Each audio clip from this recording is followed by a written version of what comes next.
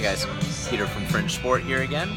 I am outside of Native Hostel in Austin, Texas, and the sale this week is on conditioning products, weight vests, sleds, and sandbag trainers, I believe. I've already waxed poetic about my love for sandbag trainers, so we'll save that a little later and I'll talk about weight vests and sleds some other time. I wanted to start off with a quick ask. So we're in Austin, Texas, but we're very much a Texas-based company, although we've got customers all over the US and all over the world. We, here at Fringe, have a lot of friends and family that have been very affected by Harvey, but we're struggling a little bit to identify how ourselves as Fringe and our community, you, our customers, people who care about us, our employees, our suppliers, can help people who have been affected by Harvey. So if you've got ideas for how either Fringe or our customers can help Harvey victims, please reply if you're seeing this in an email. And if you're not seeing this in an email, just shoot me an email at peter@fringesport.com and we'll disseminate out the best ideas that we've got to help people who are affected by Harvey if you are so inclined. So now moving on, I actually had a really interesting conversation just a few hours ago with David Foster of Klokov Equipment. So they've recently come out with a interesting barbell and plates. And of course, being in the space, I always stay very up to date on both what we're doing, what our competition's doing, and what our customers and what our potential customers are doing out there. So it was a pretty interesting conversation with him. I advise you, if you're interested at all, to go and check out what they're building, and maybe I'll be able to talk with him a little bit more in the future and see what's going on with our shared world. But one really interesting thing that I discussed with him is he was talking about building amazing barbells, which we are also building amazing barbells, and how it's a prestige piece. And he talked about how somebody might have a $5,000 or a $10,000 bicycle, and are they a world-class bike racer? Probably most of those $10,000 bikes are not going to world-class bike racers. I want to say Lance Armstrong, especially because I'm here in Austin, but I honestly don't know any other really high-level bike racers. And it got me to thinking, and I was even joking with him, because I'm kind of an interesting guy in a few ways, but one of them is I don't have a ton of those prestige pieces in my life.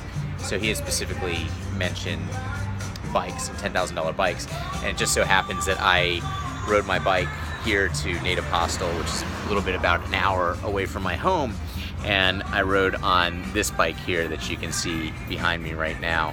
So this is a Yokota. It's at least 30 years old. The way I got it is I actually stole it from my father. Don't worry, he wasn't using it at the time, but he had bought it at a pawn shop at some point in the early 90s. And when I went to college, I had a different bike. That bike got stolen, and when my bike got, let's say, legit stolen, I then went and raided the garage and knew that Pops hadn't been riding this bike in a couple of years, and so I could probably take it. I don't think I even asked him about it. I just think I knew that he hadn't ridden on the bike in a while, and that he probably wouldn't notice if it disappeared. So, Dad, if you're seeing this, sorry for stealing that bike from you. But it made me think, when we're talking about prestige pieces, what is needed and what's not needed. Clearly, I'm pretty happy with this 30-year-old bike, although in a future video, who knows, you'll see me zipping around on the new hotness. Probably not. So I do think that quality is something that everyone needs. Prestige, maybe not. So when I think of prestige, I think about maybe the person driving the BMW. Let's say particularly the recent graduate driving the BMW car. Do they need that car? Maybe not. If they're a marketer, maybe they don't. If they're a real estate agent, maybe they do. Anyways, bringing this back to barbells real quickly, so we've gone a little far afield. Can you make world-class lifts on a crappy bar? The answer is yeah, you absolutely can. So what does it get you to go with a better barbell? Why should you go with a better barbell? I've thought about this a lot. And what I would strongly argue is that by getting that better barbell, what you're doing is you're increasing the joy of lifting, which is something that's very important to me. I know there's pain in lifting, and there's performance, and there's gains in lifting, but I think there's also joy, or at least there is for me. I'm very happy when I'm challenging myself underneath a barbell. So one of the huge differences between a quality bar and, let's say, a crappy bar, safety I think is something with very low end bars, but I think joy is something that's there. It's joyful and enjoying to lift on a really good barbell. So that's what I'm going to mention for today. Again, the sale for this week at Fringe is going to be on conditioning products, sandbags, weight vests, which I've been doing some weight vest training recently. It's really a good complement to conditioning and to a few other aspects of training.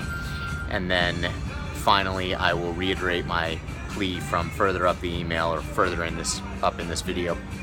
And if you've got some ideas about how our community can come together to help those that are suffering from Harvey, please send me an email at peter@fringesport.com. If you like what you're seeing here, please tell a friend. If this is an email, feel free to reply back. I love to hear from everybody, and I try really hard to reply to every single person who emails me.